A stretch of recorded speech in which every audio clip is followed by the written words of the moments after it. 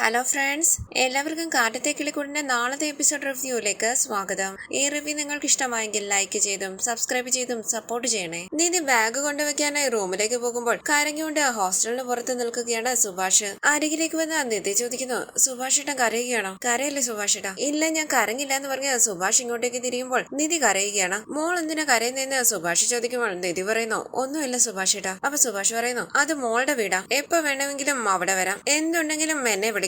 ഇവിടെ മോള് തനിച്ചാണെന്ന് ചിന്തിക്കണ്ട, മോക്ക് അവിടെ ഒരു വീടുണ്ട്, സ്വന്തം ചേട്ടനായി ഞാനുണ്ട്, നികേഷ് ഉണ്ട്, ഹരീഷ് ഉണ്ട്. ഒന്നും ആലോചിച്ച് വിഷമിക്കരുത്. നീ ഇങ്ങനെ ഹോസ്റ്റലിലെല്ലാം വന്ന് താമസിക്കുമ്പോൾ നല്ല വിഷമമുണ്ട് മോളെ. അതുകൊണ്ട് മോൾ ആ വീട്ടിൽ താമസിക്കണമെന്നൊന്നും ഞാൻ പറയില്ല. മോക്ക് എപ്പോ വേണമെങ്കിലും നമ്മുടെ വീട്ടിലേക്ക് തിരിച്ചു വരാം. പോകാൻ മനസ്സ് വരുന്നില്ല. കൃത്യമായിട്ട് ഭക്ഷണം കഴിക്കണം. ഞാൻ പോയിട്ട് വരാം മോളെ. കരയാതെ മോളെ. മോൾ അകത്തേക്ക് പൊയ്ക്കോ. രാത്രിയായില്ലേ.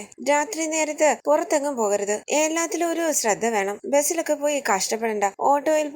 ഓട്ടോയിൽ തന്നെ മടങ്ങി വന്നാ മതി. അങ്ങനെ സുഭാഷ് പോക്കറ്റിൽ നിന്നും കുറച്ച് പണം എടുത്ത് നിധിയുടെ നേരെ നീട്ടുമ്പോൾ നിധി പറയുന്നു, വേണ്ട സുഭാഷ് ഏട്ടാ, എന്റെ കയ്യിലുണ്ട്. അപ്പൊ സുഭാഷ് പറയുന്നു, അത് മോളുടെ കയ്യിലിരിക്കട്ടെ. ഇത് സുഭാഷ് ഏട്ടൻ തരുന്നല്ലേ, ഇത് കൈ വെച്ചു. മോക്ക് പണം എന്തെങ്കിലും വേണമെങ്കിൽ സുഭാഷ് ഏട്ടനെ വിളിച്ചാൽ മതി, സുഭാഷ് ഏട്ടൻ കൊണ്ടുതരാം. അങ്ങനെ സുഭാഷ് ആ പണം നിധിയുടെ കയ്യിലേക്ക് വെച്ച് കൊടുക്കുമ്പോൾ നിധി പറയുകയാണ്, എന്റെ കയ്യിലുണ്ട് സുഭാഷ് ഏട്ടാ, ഭക്ഷണത്തിനും കൂടിയുള്ള പണമാ പേ ചെയ്തത്, ഒരു പ്രശ്നവുമില്ല. ഇത് കേട്ട് സുഭാഷ് പറയുന്നു, ശരി മോളെ, മോൾ അകത്തേക്ക് പൊയ്ക്കോ. അപ്പൊ നിധി പറയുകയാണ്, സുഭാഷ് ഏട്ടൻ പൊയ്ക്കോ, സുഭാഷ് ഏട്ടൻ പോയിട്ട് ഞാൻ അകത്തേക്ക് പൊയ്ക്കോളാം. ശരി മോളെ എന്ന് പറഞ്ഞ വിഷമത്തോടുകൂടി നിധി ഒന്ന് നോക്കിയിട്ട് അവിടെ ഒന്ന് പോകാനായി തുടങ്ങുന്ന സുഭാഷ് അരികിലേക്ക് വന്നിട്ട് പറയുന്നു, ഞാൻ പറയുന്നത് കേട്ട് മോള് തെറ്റിദ്ധരിക്കരുത്. മോക്ക് കഴിയുമെങ്കിൽ സുധീഷിനോട് ക്ഷമിക്കണം. അവൻ മോശപ്പെട്ടവനൊന്നുമല്ല, എന്തോ ബുദ്ധികെട്ട് ചെയ്തു പോയതാ. അതുകൊണ്ട് അവൻ മോശപ്പെട്ടവനാണെന്നൊന്നും വിചാരിക്കരുത്. അവൻ നല്ല പയ്യനാ. അവൻ എങ്ങനെ സംസാരിക്കണം, അത് മറ്റുള്ളവരെ എങ്ങനെ പറഞ്ഞ് മനസ്സിലാക്കണം, അതൊന്നും അറിയില്ല. വീട്ടിലൊരു അമ്മ ഉണ്ടായിരുന്നെങ്കിൽ ഇതൊന്നും ഉണ്ടാകില്ലായിരുന്നു. എല്ലാം മനസ്സിലാക്കി കൊടുത്തേനെ. അവനെ ഞാനല്ലേ വളർത്തിയത്.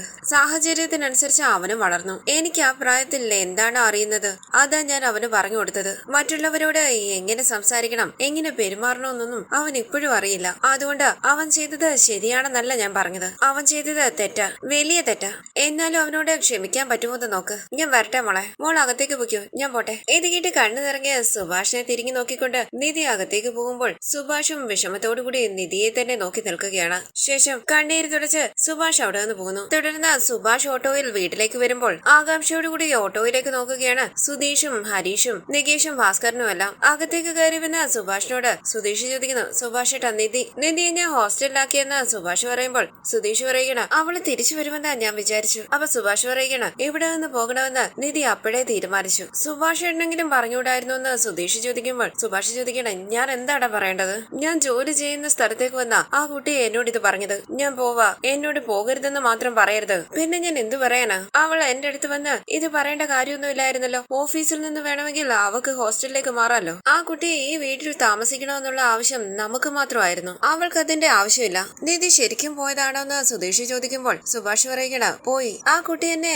ഒരാങ്ങളയുടെ സ്ഥാനത്താണ് കാണുന്നത്. എന്നെ സഹോദരനായി കാണുന്നു എന്ന് കരുതി നിന്നെ അങ്ങനെ കാണണമെന്നില്ല. നിങ്ങൾ ഒരുമിക്കരുതെന്ന് ഞാൻ ഒരിക്കൽ പോലും ചിന്തിച്ചിട്ടില്ല. നിനക്കെന്താണ് അത് മനസ്സിലാകാത്തത്? നീയും നിധിയും ഒരുമിച്ച് ജീവിക്കണം, സന്തോഷമായിട്ട് ജീവിക്കണം എന്നൊക്കെ ഞാൻ ഒരുപാട് ആഗ്രഹിച്ചതാ. ഞാൻ മാത്രമല്ല, നമ്മുടെ വീട്ടിലുള്ള എല്ലാവരും ആഗ്രഹിച്ചു. ഈ വീട്ടില് നമ്മൾ 5 ആണുങ്ങൾ മാത്രമേ ഉള്ളൂ. അവൾക്ക് നമ്മളോട് എന്ത് വിശ്വാസം ഉണ്ടായിട്ടാ ഈ വീട്ടിൽ താമസിച്ചത്? ഈ നാട്ടിലുള്ളവരെല്ലാം മോശമായിട്ടാണ് നമ്മളെ കാണുന്നത്. നാട്ടുകാർ പറയുന്നതെല്ലാം കേട്ടിട്ടും ആ കുട്ടി നമ്മളെ വിശ്വസിച്ച് ഈ വീട്ടിൽ താമസിച്ചു. നിധി ഈ വീട്ടിലേക്ക് വന്നതിന് ശേഷം ഈ നാട്ടിലുള്ള ആളുകൾ നമ്മളെ കാണുന്നതിൽ ഒരു വ്യത്യാസം തോന്നി തുടങ്ങിയത്.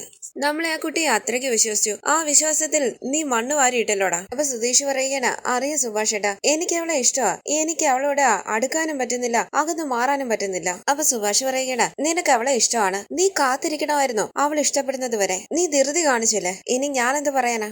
കരഞ്ഞോണ്ട് സുധീഷ് പറയുന്നു. അപ്പൊ സുഭാഷ് ഏട്ടാ, അവളിനി ഇങ്ങോട്ട് വരില്ലേ? നിധി വരില്ലേ? അപ്പോൾ സുഭാഷ് പറയുകയാണ്, എനിക്ക് അറിയില്ലടാ. ഇത് കേട്ട് കരയുകയാണ് സുധീഷും നികേഷും. ഹരീഷ് വളരെ വിഷമത്തോടുകൂടി നിൽക്കുന്നു. തുടർന്ന് നിധിയെ ഹോസ്റ്റലിൽ കൊണ്ടുവിട്ട കാര്യം ആലോചിച്ച് ഉറങ്ങാതെ കിടക്കുകയാണ് സുഭാഷ്.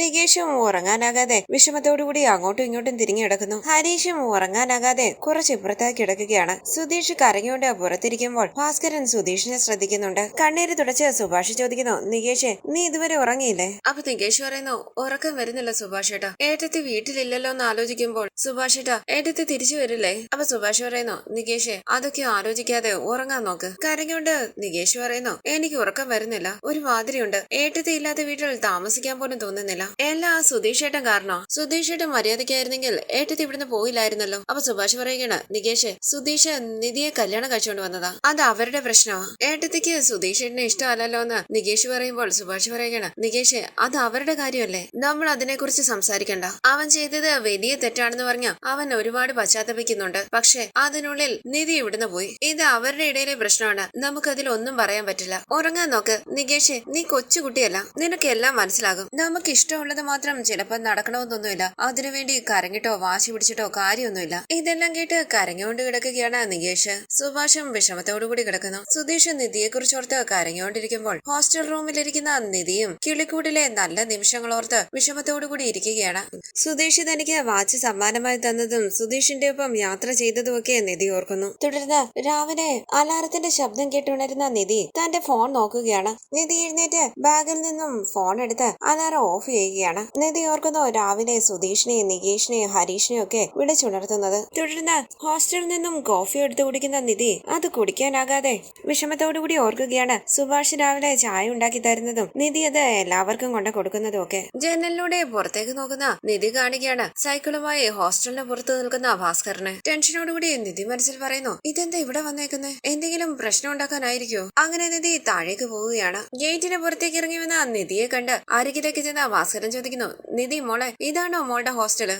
ഞാൻ സുഭാഷിനോട് ചോദിച്ചു മോളെ ഏത് ഹോസ്റ്റലിലാ ആക്കിയതെന്ന്. അവൻ പറയില്ലാന്ന് പറഞ്ഞു. അതാ ഞാൻ കഷ്ടപ്പെട്ട് അന്വേഷിച്ചു വന്നത്. നിധി ചോദിക്കുന്നു, ഇത്ര രാവിലെ ഇവിടെ എന്ത് ചെയ്യുകയാ? ഈ സമയത്ത് എഴുന്നേൽക്കാറ് പോലും ഇല്ലല്ലോ. മോളെ കാണാനാ വന്നതെന്ന് ഭാസ്കരൻ പറയുമ്പോൾ നിധി ചോദിക്കുന്നു, എന്നെ കാണാനോ? പറയൂ. സോറി, എനിക്ക് അച്ഛനെ അകത്തേക്ക് വിളിക്കാൻ പറ്റില്ല, ഇത് ലേഡീസ് ഹോസ്റ്റൽ അല്ലേ, വാർഡൻ അനുവദിക്കില്ല. അപ്പൊ ഭാസ്കരൻ പറയുകയാണ്, അതൊന്നും സാരമില്ല മോളെ, ഞാനെന്താ ഹോസ്റ്റല് ചുറ്റിക്കാണാൻ വന്നതാണോ? മോളെ കണ്ട് സംസാരിച്ചിട്ട് പോകാനാ വന്നത്. നിധി ചോദിക്കുന്നു, എന്നോട് എന്താ സംസാരിക്കാനുള്ളത്? അപ്പൊ ഭാസ്കരൻ പറയുകയാണ്, മോളിങ്ങനെ പെട്ടെന്ന് വീട് വിട്ടിറങ്ങി വരേണ്ട കാര്യം ഉണ്ടായിരുന്നോ? ഇതിപ്പോ ഒരു ചെറിയ ഹോസ്റ്റലിൽ. അപ്പൊ നിധി പറയുകയാണ്, പുറത്തുനിന്ന് കാണുമ്പോൾ അങ്ങനെ തോന്നുന്നേ ഉള്ളൂ, അകത്ത് എല്ലാ സൗകര്യങ്ങളും ഉണ്ട്. അപ്പൊ ഭാസ്കരൻ പറയുകയാണ്, മോക്ക് ഒരുപാട് ദേഷ്യമുണ്ട് സുധീഷിനോടെന്ന് എനിക്കറിയാം. സുധീഷ് അങ്ങനെ പെരുമാറിയതുകൊണ്ടല്ലേ മോള് വീട്ടിൽ നിന്ന് ഇറങ്ങിയത്. അവൻ അങ്ങനെ പെരുമാറാൻ കാരണക്കാരൻ ഞാനാ.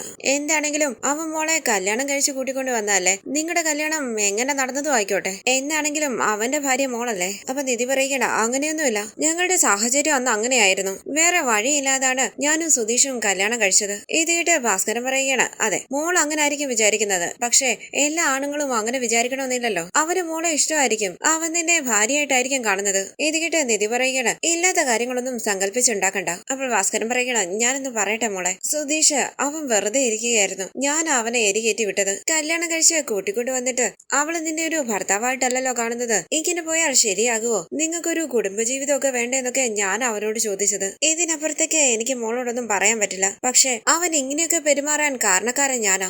ഞാൻ ആവശ്യമില്ലാതെ എന്തൊക്കെയോ പറഞ്ഞ് അവനെ എരി കയറ്റി വിട്ടത്. മോൾ അവനെ തെറ്റിദ്ധരിക്കരുത്. ദേഷ്യത്തോടുകൂടി നിധി ചോദിക്കുന്നു, സുധീഷിനെ രക്ഷിക്കാൻ വന്നതാണോ അതോ ഇങ്ങനെയൊക്കെ സംസാരിക്കണമെന്ന് പറഞ്ഞ് സുധീഷ് പറഞ്ഞു വിട്ടതാണോ? അവൾ ഭാസ്കരൻ പറയുകയാണ്, മോളെ അവൻ പറഞ്ഞു വിട്ടതൊന്നുമല്ല, എന്നെ പറ്റി മോക്ക് അറിയില്ലേ. അവൻ പറഞ്ഞാലുടനെ ഞാൻ വന്ന് മോളോട് സംസാരിക്കോ? മോള് പെട്ടെന്ന് വീട്ടിൽ നിന്ന് ഇറങ്ങി വന്നപ്പോൾ എനിക്ക് തോന്നി അവൻ വെറുതെ ഇരിക്കുകയല്ലായിരുന്നോ. ഞാൻ ആവശ്യമില്ലാതെ ഓരോന്ന് പറഞ്ഞ് അവനെ കൊണ്ട് അതൊക്കെ ചെയ്യിപ്പിച്ചത്. ഇപ്പം ഇങ്ങനെയൊക്കെ നടന്നു. എനിക്ക് നല്ല വിഷമമുണ്ട് മോളെ. അതാ മോളെ കണ്ട് ഈ സത്യം പറഞ്ഞിട്ട് പോകാന്ന് കരുതി വന്നത്. ഞാൻ വായടച്ചിരുന്നെങ്കിൽ അവൻ മോളുടെ റൂമിലേക്ക് വരില്ലായിരുന്നു. ഞാൻ ആവശ്യമില്ലാത്തതൊക്കെ സംസാരിച്ച് മോളുടെ റൂമിലേക്ക് പറഞ്ഞു വിട്ടത്. ദേഷ്യത്തോടു കൂടി നിധി ചോദിക്കുന്നു, വിവരമില്ലേ നിങ്ങൾക്ക്? ഒരു അച്ഛൻ ചെയ്യുന്ന കാര്യമാണോ ഇത്? ഒരാൺ അങ്ങനെയൊക്കെ ചിന്തിക്കില്ലേ എന്ന് ചോദിക്കുന്നല്ലോ. ആണെന്ന് പറഞ്ഞാൽ എന്താ കൊമ്പുണ്ടോ? അങ്ങനെയൊന്നും ഇല്ല മോളെ എന്ന് ഭാസ്കരൻ പറയുമ്പോൾ നിധി പറയുകയാണ്, എന്ത് വേണമെങ്കിലും ചെയ്യാം, തെറ്റല്ല എന്നാണോ പറയുന്നത്? ഏതെങ്കിലും ഒരു അച്ഛൻ ഇങ്ങനെ ഒരു ഉപദേശം മകന് കൊടുക്കുവോ? കൊടുക്കാൻ പാടില്ല, അറിയാതെ കൊടുത്തു പോയത്, എന്നോട് ക്ഷമിക്കും മോളെ എന്ന് ഭാസ്കരൻ പറയുമ്പോൾ നിധി പറയുകയാണ്, അന്നേ ഞാൻ എല്ലാവരോടും പറഞ്ഞതല്ലേ ഇത് ശരിക്കുള്ള കല്യാണമല്ല, അന്നത്തെ സാഹചര്യം കാരണമാണ് ഞങ്ങൾ കല്യാണം കഴിച്ചതെന്നോ. വീട്ടിൽ എല്ലാവരും ഇത് മനസ്സിലാക്കുന്നുണ്ടല്ലോ, നിങ്ങൾക്ക് മാത്രം എന്താ? നിങ്ങൾക്ക് വിവരമില്ല. നിങ്ങൾ പറയുന്നത് കേട്ട് ഉടനെ